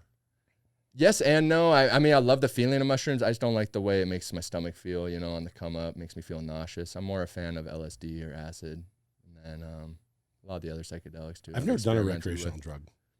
But it kind of draws back to the point of it just depends on the person, trial and error. I think it can have you almost have an ego death, or you can view things in a different way or a different light that you may have never thought about. Yeah, tell me what positive, like something positive that came out of that for you and why you did it. Why did you make the choice? Did someone encourage you, or did you read about it? Did you see Joe Rogan talk about, because he talks about I DMT know and all he's a this all the huge- time, he right? loves it. Because there's so much now talk of all these things, and I mean LSD. Like we always viewed LSD as like, oh my gosh, like people go on a bad trip and jump out a window and stuff like that. You know what I mean? But now they're talking about the effects of like it brings a lot of clarity to people and like positive. The things. microdosing. Yeah. Right. So why did you do it? Who encouraged you? And then like what has come of it? Well, there was a Latina that went. No, I'm just kidding. Wait, so you said you've never tried anything, right? Recreational, So Matt? he wouldn't know what mind altering Nothing? is. Yeah. Have you ever tried anything? I've tried You don't have to say if you don't mushrooms. want, but Yeah, I've tried mushrooms. I've marijuana. uh-huh. I'd never done cocaine or anything like that, but Like when you did mushrooms, was it a pretty decent amount? I don't More feel microdose? no. I did the bars and I actually got sick one time, and then like you said, this nauseous thing. But to me, I didn't feel like crazy, if that makes sense. Right. So it didn't make you view anything? in a No, like I different wasn't regard, seeing or like stuff a because hard I trip? wouldn't want to see any. I wouldn't want to visuals? be like, oh my God, I'm seeing like things move around and stuff, that would freak me out because I have to be in control, you know? Okay. I would do ayahuasca though. And that's ultimately what it boils down to. If people are afraid to lose control, probably not the thing Yeah, for I'm a them. Same thing control with freak. ketamine, you know, the ones that are disassociative or make you lose control temporarily, probably not the best for those types of people. But like the best thing that came out of it for me was I was touching on the ego death. So it just has you view yourself from an outside perspective of like certain things you do that may be like toxic to your life or other people's life, and open up like pathways in the brain. I think it made me a more creative individual as well, just because of the way I'm able to view things differently and have a new appreciation for everything around me, you know, even just the little things too. So it could be beneficial for some people, also detrimental. It just really depends on the person. And the reason I got into it though is I've just been an idiot my entire life. So back when I was like 15, 16, I was already experimenting with like, you know, Molly, acid, a lot of crazy shit back How then was that even. available though? I mean, that's the thing. That was underground back then for Yeah. sure. Now I would say it's a lot easier to acquire a lot of this stuff than it used to be. But you go to these raves and this is when you do this, or do you just, is this something This is that's every like, day. No, I'm just kidding. like, like you go to the pool yesterday and like whatever, is that considered kind of like the rave, or are you just going No, with like friends? for me, it's more special events, or for instance, with psychedelics, that's more like a personal. I'll try and do it if I'm like on a hike or at home, more of a safe space type of thing. Because I've done it at festivals. For instance, EDC is coming up in a couple of weeks. Next I'll weekend. see you there. Yeah, next weekend. I went one time. Did you actually? Yeah, I went with Red Bull. They brought me there. You might have Yeah. to make an appearance this time. Nah, I just asked Angie because I'm in Montreal this weekend. I asked her, I said, you going to go? Because we have friends that go, you know, and they're like professional people that go just to go because they like the music. You know, they like the DJ. They follow the DJs. She's like, are you kidding me? She went one time too, and she wasn't crazy for it. But so you're going to go like the 3-day pass and all that, or? I always say I shouldn't because I'm always so dead after, especially now being 32. Will you sleep It's there? just- no, I mean, I have friends that do the camping. I usually just make the drive back to my house because it's just You a sit in that nightmare. traffic, bro, or? Yeah, the traffic's fucking Just brutal. take the helicopter. It's Yeah, expensive. like It's $500. 500. Yeah, it's 500 500? each way. Yeah. But you have Why to. was you my have to buddy reserve- saying like 8,000? No, you have No. to reserve because he rents the whole thing probably. You have to reserve it way ahead of time. Like right now. Oh, that's it's actually probably not that full. bad then. No. Huh, okay. If you go one day. I think I might have to because How that many traffic days you is gonna go? brutal. Probably all 3, you know what I mean? Is it this weekend, right? It's the weekend. Not of this weekend, I think the next weekend. It's not the It's coming 10th up. weekend. It's the 8th. I Is think it it's the 18th like weekend? May 20th. Or Yeah, it is next something. weekend. It's the weekend of the New York I Pro. think. Actually, Oh, is it? Yeah. Is that where you're gonna be at? I'll be at New York. You'll be Pro, there? Yeah. But yeah, so like I've tried psychedelics at EDC and bigger festivals like that, but just being around that many people, May 16th especially or when you're 18th. tripping hard too, sometimes it can be an overwhelming feeling. Okay. And then like I've been to EDC so many times, I know my bearings of where I'm at, but when you're under the effects of acid, I had no idea where I was lost. Like there was one trip where my girlfriend at the time, who was a Latina, she was like turning into an avatar. Her skin was like changing colors, and there was all sorts of crazy shit. I had no idea where the fuck I was. Does that sound fun to you, or No. It was a great time, but like No, it's I definitely have wanted to do ayahuasca but I'd want to go into Cusco. like a full shaman. Yes, go for a week experience. and just let your whole body just reset. I would do it. Yeah, That's probably the only thing. I think 'Cause there's a Dorian purpose. Yates did that. Yeah, he's done it numerous times. I'm pretty sure Bradley Martin did that too, fairly recently. I would think only within go the to last like couple one of the years. families that's been doing it for 1,000 years, like Mhm. like the legit ones. That's how I want to do it too when I do DMT. I've had a couple I've friends been that have waiting done for it. that. Yeah. And then it's like I feel like you could learn a lot about About yourself. and release a lot of stuff, because I know also it's really popular too for ketamine therapy, that type of stuff now for people with like PTSD, overcoming a lot of like past traumas, because it brings it to the forefront. So, but you obviously have to pair that with someone that's experienced in therapy. So it's like they'll give you a little microdose of ketamine or whatever it is. My or friend that Molly. went, my friend that went said, "Don't go with anyone you know." To EDC? No, to like Cusco. Oh, okay. Because some shit might come out. You don't want anyone to know. That's what they said. Yeah. They Stuff said you've some had deep bottled shit. in for sure. Yeah, there 100%. could be some deep shit from when you were a year old that you never knew happened, and it'll come Right. out. Damn. So, yeah. See, that's exactly how I want to do it. Yeah. Because I don't know if you remember too, back in the day at smoke shops, it was like you could buy salvia over the counter or I don't know like what that bath is. salts and Oh, stuff. okay, yeah. Yeah, that guy ate the guy's face off. In Yeah, you could Florida. just buy that at like smoke shops back when I was in high school. Did you ever? in that time Were you frame. around when they had Renutrient? GHB. Renutrient was GHB, Oh, but you okay. could buy it in GNC. I don't think. No even know way. about- Yeah. Really? You know what GHB is, or Yeah. I've done GHB. Renutrient was a light version of GHB, and you'd get it at And you GNC, just buy that at and you would GNC? drink it, No, and it would make you feel drunk, or it'd help you sleep and release growth hormone. But as soon as you drank orange juice, it would instantly get rid of the effects instantly. But you could just go buy it in GNC. Those are the days I miss GNC with like the old pre-workouts, jacked and crazy. that had amphetamines and all sorts of crazy shit in it. Which, by the way, Cutler Nutrition, great pickup. You don't want to know what's in this bottle. Let me. What other questions do you have? Do you have any?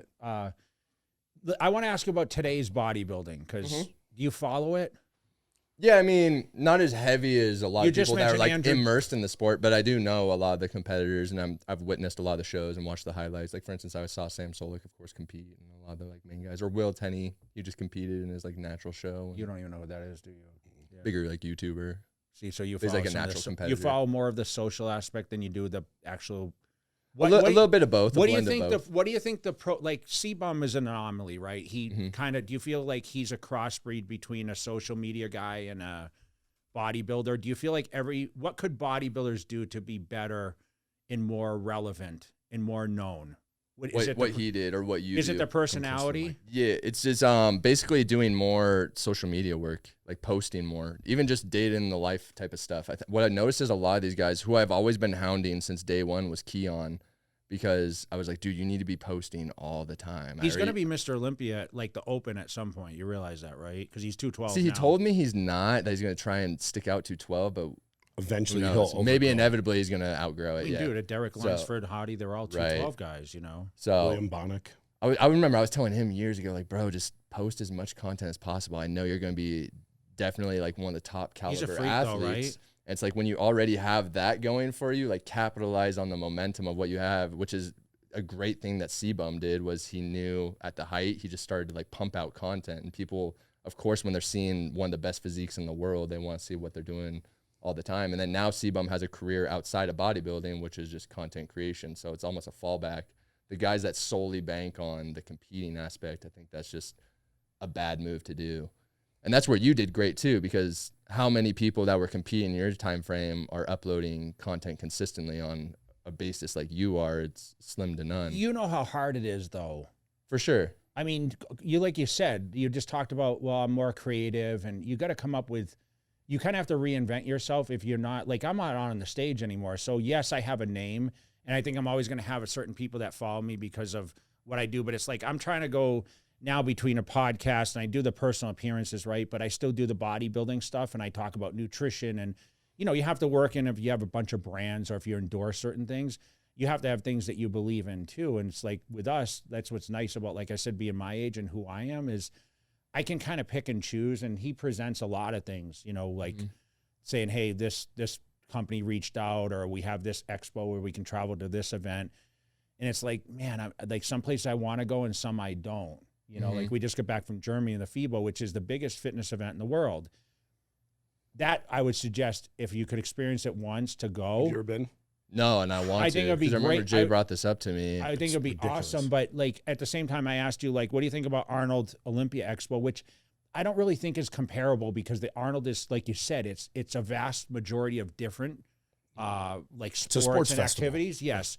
Where I think the Olympia is just, it's kind of, it doesn't have the luster of, it's just strictly bodybuilding. Right. You know, it hasn't really expanded. They really need to create that whole expo as like the biggest fitness event. You know what I mean? Not just the bodybuilding show is the biggest. There's no question. If you said Arnold versus Olympia, to have the Olympia title, like I always say, 4-time Mr. Olympia, even though I won the Arnold 3 times. It's great to say the Arnold Classic, but it's still second title compared to the Mr. Olympia. But the prize money, the whole battle right now is like, who's going to pay the most? You know, do you think Arnold's trying to outwork the Olympia to where that becomes the biggest? I don't think he's trying. I just think that he's to the point now where they're trying to make bodybuilding more relevant in all aspects. And I think the more money, it draws more eyes. And that's where, and it's only the open division. I mean, obviously C-Bum is trying to make this whole thing as he wants to give back to the classic, because he wants to support the division. Remember, he turned pro as a bodybuilder, you know, open guy. But I feel like Arnold has the ability, because he has the name and the power. Like the Olympia still has like the big Olympia name, but there's not like a person in the forefront that can create that hype to, you know, when you have show called the Arnold Classic, the Mr. Olympia. It's Joe Weider's thing, right? So Joe Weider's passed. It kind of changed hand, and I think it lost the direction and the passion of what Joe had. Right. Where Arnold has way more passion to building the sport. It's an invitational. You have to be great to be invited to it. He doesn't just, and the thing is now we're having so many qualifications. Like if you look at the bikini, the classic and the men's physique, there's 60 plus people in each division that qualify all over the world, which I think is great because it is universal. Like you have all these divisions that are growing all over, and no question, men's physique and classic are way more popular than open at the amateur side. But when you get to the pros, what do you want to watch? Do you want to see the freaks up there, the Andrew Jacks battle, the Hadi Chupins? Or are you going to watch, you know, the Brandon Hendricksons and Ryan Terrys and Ali? Do you want to watch that? Or do you want to watch like the Bumstead, Breon, that kind of stuff? What's going to appeal? Everyone has different appeal factors different to it. tastes. And obviously the men is the longest running, and it's the freak show. For sure. I mean, even you said, you know, hey, my physique still is appealing to you. Maybe it's the younger you inside that looks at that. But, you know, some people today might be like, man, I really like the Hadi Chupin, Derek Lunsford, Nick Walker. Like, I think that they didn't experience what you got to see, where it was me and Ronnie Coleman every year. And those are the first people you saw as a younger kid. Like, for instance, if you and Ronnie in your prime were to step on stage with the guys today, how do you think you'd stack up? I think it would still be the me and Ronnie show, because back then they judged the size. I would agree with that. And I don't think, like, Dexter was super shredded, bro, but he just didn't have the size. He was more cut, probably defined than us, but it was still a muscle contest. So the judging switches a little bit. Just like if Mark Anthony stood in the men's physique body now, he'd get smoked. I mean, right? Because look at Brandon Hendrickson, look at Ryan Terry, look at Ali, Aaron Banks, who's tall. You know what I mean?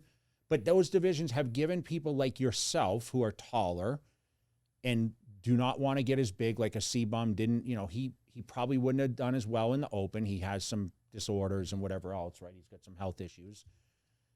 It's difficult for those people. So 5'9", 10, 11 is the ideal height for open Mr. Olympia bodybuilder. Samson's an anomaly with being 6. He's 6 foot. Yeah. Okay. Andrew Jack's 6'2".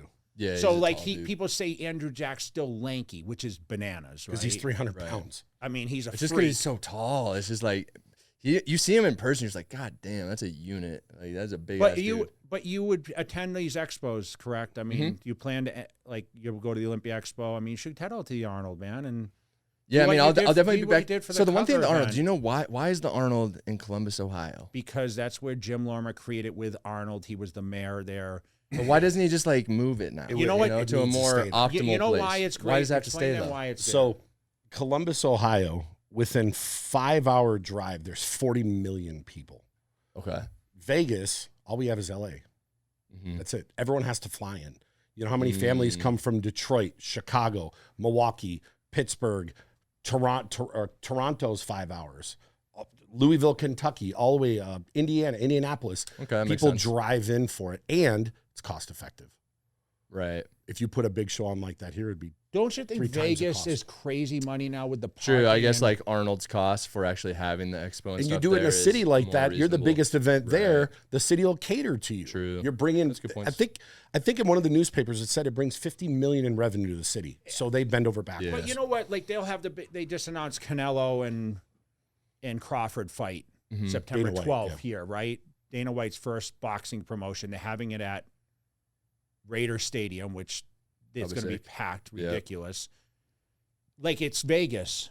It's everyone wants to come to Vegas, but they're coming for that one event. It's just hard when bodybuilding, I don't know, it's just hard. Like the big sponsors big of a aren't there, draw, and like you know what I mean? Like it's not as wide known streaming, all that stuff. I mean, hopefully it gets to that point, but you know, I think the streaming is really important. And like you said, if the athletes did more effort to promote themselves, which I think now it's all about self-promotion. Before, when Joe ran it, like the magazines, that was the only promotion you were paid, you know, they featured you.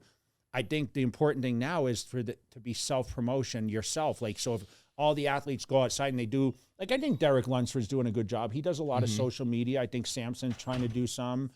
I think Nick Walker kind of isn't, he's kind of like I was, where when he trains for a show, dude, he doesn't want anything going on. Right. You know what I mean? Just solely that. Yeah, he wants to bodybuild, and like some guys are just like that.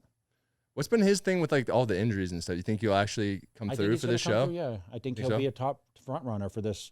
You know, Pittsburgh's this weekend, so it should be a really. I mean, and are you going to be at that one too? No, because I'm in Montreal. Okay. But everyone else is going. I mean, Sam's there and C-Bum's there. They're doing like a whole athlete meet and greet and all that too. Phil, he's going. Ronnie Coleman.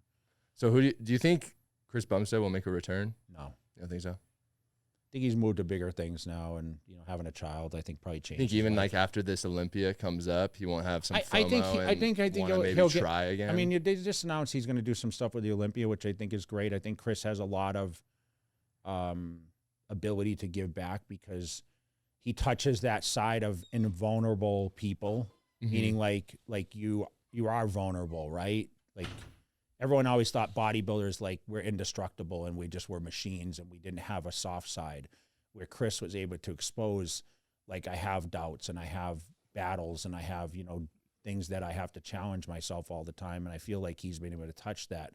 Plus he's in a younger demographic, which we're sitting here talking about streaming and all these things that you can't just sit back and collect paychecks anymore from contracts. I mean, people still pay you because you're active. Mm-hmm.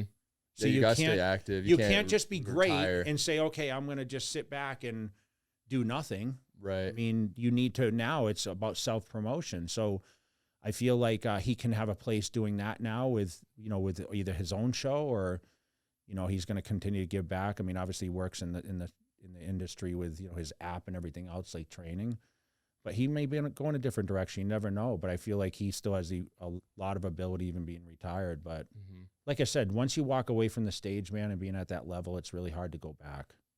It makes sense. Like start competing again. Yeah. Like, did you ever have the itch to after you stopped? No, I really just, once I was done, and I saw the other side, and it was, like I said, it's into my 40s with my best years, right? Because I was still going to the expos and still being in the mix.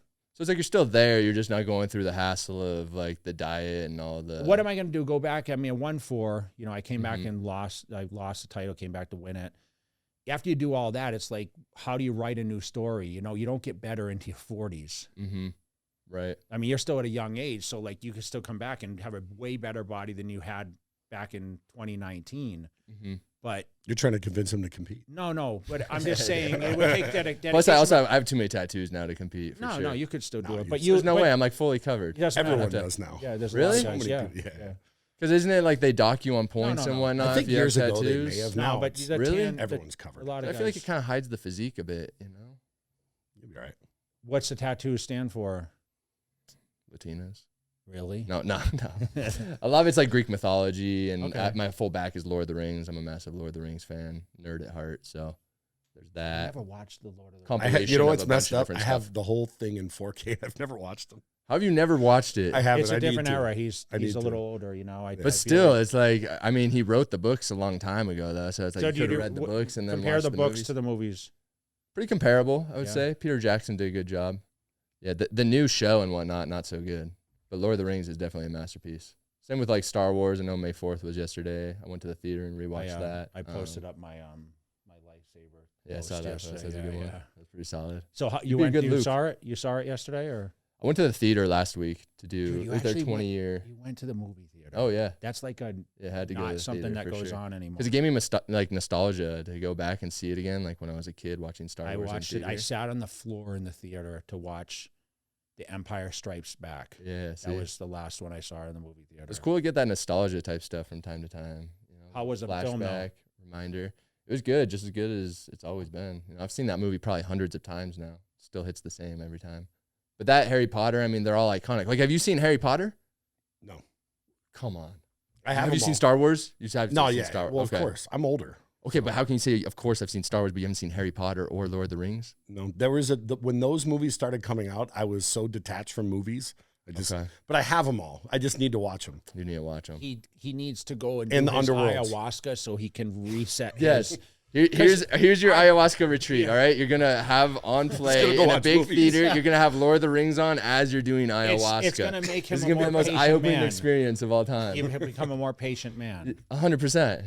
You're gonna become the highest version of yourself you've ever been. I'm already super what you patient. currently think, you're gonna be like, damn, I could ascend so much So can you further. shut your mind off and sit and watch that film without picking up your phone once?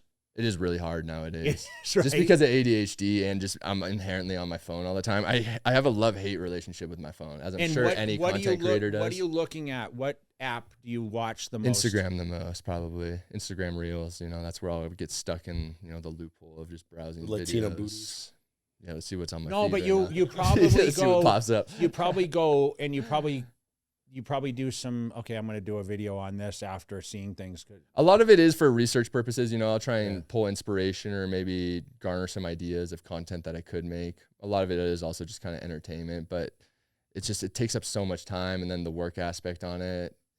Everyone's on their phones nowadays all the time. I'm in the same boat. Like I sat on the plane yesterday, and I thought in my head. You texted me every 5 minutes. Yeah, so I said 5 hours. I'm gonna actually set the phone down, and my battery was on like 10%.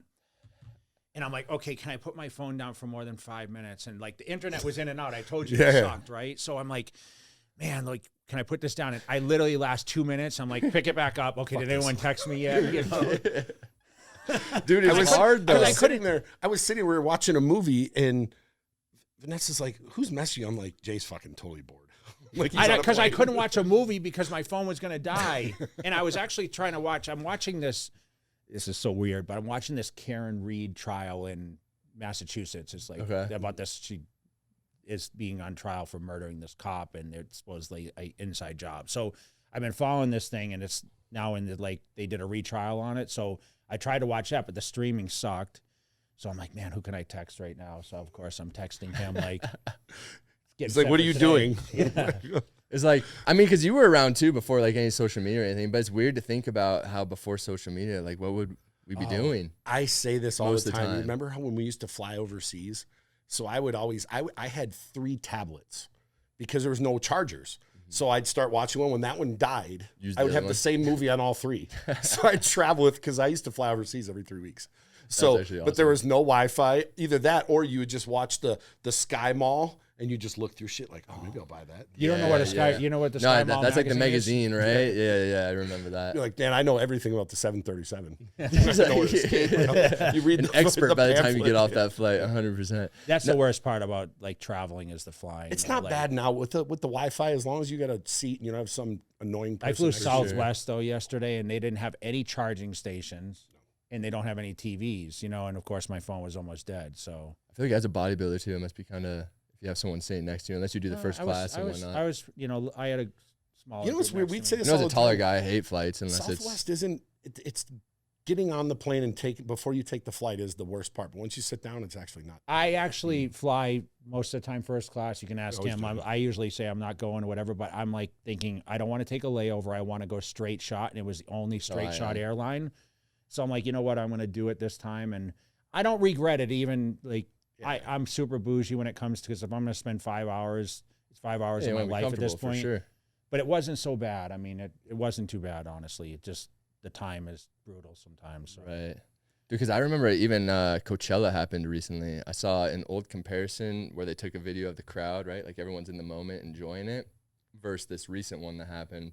And they had like everyone's phones out, right? Like recording it. And it's just so different to see the change of how no one's really in the moment anymore. It's all to capture the moment on film to be able to like post that and garner, whatever attention or. Do you notice, do you go to the clubs ever in Vegas? It's rare. So like yesterday was the first time in years that I've been to a club. But you had a table there. So you had a comfortable sit down area. Yeah. A lot of people aren't. The same thing. Like I would hate to go to the club now and you don't have a sit down area. Yeah, but dude, I see you in the crowds when I see you at these raves. Oh, at the raves. Yeah. Is it that's better because experience? I don't know. I do like to be kind of like with the energy, the other people that are there having fun and whatnot. I can tell you when I went to EDC the one time, and this was probably 2015. I was in VIP. They had like the sky, whatever. Mm-hmm. I enjoyed myself more. Yeah, when I went down into the crowd because no one bothered me at all.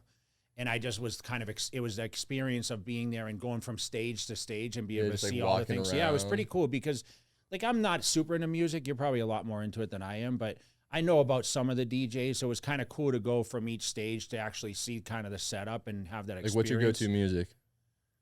I'm more of a hip hop guy. So, I mean, but I'm not into the Like EDM the old hip hop? stuff. Everything. I listen to, like, we even listen to like a lot of like Too Short and like all different stuff. Dr. Dre. Too Short on the way here.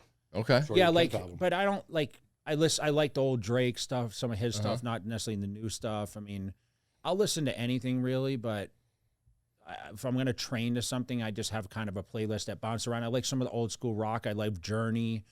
I listen to it goes all over the place. Yeah. Really. I have like a pretty diverse Eddie taste, Money. you know? I like Eddie Money. I liked a lot of his stuff. Like sometimes even if I'm really I stressed saw out Eddie or Money pissed in off. person. He's dead now. Yeah. Bryan Adams. I like Bryan Adams. I mean, I like the Police. I mean, there's a lot of old school stuff, but I mean, it's always something different depending on the mood, right? Right. So who do you think is going to be the next big dog in the fitness industry? Number one name. As far as what? Like just influencer or competitor? I think It could be categorized, right? Like maybe let's just go overall popularity. I mean, Sam Solek's obviously like a contender up there. Yeah, I but- think he's pretty popular right now. Which you guys kind of give me the same type of vibe. That's why I feel like you heavily need to get into the live streaming department and whatnot, because you're just a likable guy where people would naturally just want to watch you. You know what the funny live. thing is? I would Even if have it's to just have during your someone workouts or something. walk me into it. Like I just have the whole setup, just like this. Like Matt runs the podcast, right? So this And I was don't know our what I'm doing. this was our thing. I mean, this is doing and- pretty good though. Like, But the setup like looks you know, solid. when you walk in, this is obviously at my house. This Right, that's what you're this saying. picture, and I mean, it's great. I mean, people seem to like it. We've talked about changing the background. I'm like, why? I mean, No, I think here. it's solid, yeah. this Sometimes I wish we had a little more space of this and that way so we could run some trusses and move the cameras in different angles, but it is what it is. Who do Give you us some think? time. Who do you think is going to be? I mean, I think it's going to be someone that we don't really know about because we've seen a lot of explosive people, like come and go, right? Right. I mean, everyone has their waves too, you know, the ups and downs, like the newcomers, there's a lot of hype and whatnot behind them. So I'm sure there'll be some new influencer or competitor, someone we have no idea about yet who will break out into the scene and then just continue to like skyrocket into almost like a celebrity level status. Like this guy Togi, you know, like he's getting Yeah, like popular. he's Steve would do growing, it, he's but doing I don't know good. if I consider him a fitness space No, guy. I'd say more like the gambling, entertainment, live streaming kind of space, which is a really great one to get into. Like that's an ideal job if you get into the live streaming with gambling. Being But in with the I like casinos. what Bradley did with his. He had a transition and working with the Nout guys, and you know Mm-hmm. they kind of have a fitness journey. Steve would do it. Well, you know he was training here in Vegas for a while, but I don't know. I think Sulek can compete and do kind of the social media aspect at the same sure. time. I think the person behind him we haven't seen yet. Like who he actually is, or what do you mean? No, meaning like Oh, like who's he's gonna the one follow that's his, like, he's okay. kind of the one that's at the forefront. The next person, right, I don't know if we've recognized right, them like yet. who it is. There's a bunch of people that are really good, but I don't see anybody that can just, Mm-hmm. you know. Yeah, what's But it his could Like name? I would have said Regan a few years ago, I saw that too. but yeah. Regan's kind of shifted now. Obviously, he He's just had a married, had a child. baby. Yeah, it's a little different now. Your priorities changed, and for sure. I'll see him at 2:30s. yeah. So for me, it's like it's hard to dictate. Hey, this is what's going to happen. I just know like Sulek hasn't got caught up in anything. Like Mm-hmm. he's kind of stayed in exactly his lane and not changed for one. He hasn't changed up, and I think that's really important. That's why I think Chris has been so successful because And Sam's only 23. yeah. People really gravitate to the genuine aspect now, Yes. more than how years ago I think it was kind of more a front of trying to be Yes. cool or like doing the most popular thing. People just want to see authentic people being themselves, which is where Sam really excelled. And same thing for Chris too. I feel like what you see on camera is what you're going to get when you talk to him in person, you know, and people, and the same thing for you too. That's why I know you would kill it too on the live streaming. Yeah. Well, I think it's. I always think Maybe of next my time life we from go this somewhere, side. we'll just turn the camera Yeah. on and put the laptop. So, in and yeah, just yeah. film it. 100%. So just shout out exactly where the people can contact you, what they can follow, all your business stuff, your social media main. So after channels. this, I'm going to Colombia. Yeah. Probably be there for an undisclosed I'm amount going of to time. South I mean, America I in might November. live there at He's some going. point. Yeah. In November, I'm going to South America. Oh, okay. See, there we go. Run it up. But no, YouTube, TikTok, Instagram, Kenny KO. pretty much every social media platform, live streaming now too on my other channels. And yeah, or you guys can, you know, see me in person if you have some beef with me or something at an expo, come approach me. And if you're Latina, Confrontation. slide in his DMs. Yeah, applications are open. All right. Well, I appreciate you coming on, man. No, of course, so we'll man. do it again. So man. yeah, thanks so much, man. Yeah. Honestly, Jay's one of the people I respect most in this industry. Well, glad we came on because we talked about it for a while. You know, I know Matt ran into you, and of course, you know, thanks for coming out and supporting the show too. But we'd love to see you at the Arnold Classic. So And gotta make FIBO. sure, yeah. Start going to these shows Yeah. around the world. You'll enjoy it. Well, it's people an have excuse to requested I stay go there. to FIBO. I just didn't know it was as big as you said. So I didn't know it was It's going to be worth probably the trip out there. But if it's that massive, then it's 300,000 definitely worth people. it. Do you know who the most popular bodybuilder is there? Marcus Rule. Oh, okay. Remember Marcus Rule? Really? Yeah. He's Most popular? Very, Yeah. very popular. Urs is pretty popular too. I you can know, see that Urs. as well. But Marcus Rule is very, very popular there. And he probably does like appearances. I would Well, he has a imagine, big supplement brand, and he's but he does. You know what he did? He made fun of himself, and that's what made him Yeah, more people love popular that, because for sure. he actually does a lot of content, but he's very well respected there. I mean, he's arguably one of the greatest German bodybuilders. I think that's one of the most important things too, is being able to poke You fun have at to have yourself. yes, you have to have fun. be able to. And that's the problem with a lot of bodybuilders now, is I feel like a lot of them are so sensitive at every little critique or thing you say that's like you have to be able to make fun of yourself at times. You do. It just makes you more enjoyable to be around. Or If you go there, watch, then you can go know? to Amsterdam. It's That'd just be a a good short, time, it's a too. short 2-hour Have you train been? ride up the road. Haven't been now. So you haven't That'd be been a much wild time. international spots. Just Thailand was the furthest I've been. That was a wild time. Like Mexico a few times, but that's about it. So World's far. a beautiful place. I know. I need to actually travel more. Well, let's do it, man. Thanks for coming on. All right. Yeah, of Cheers. course. Yeah. Appreciate you guys. Thanks.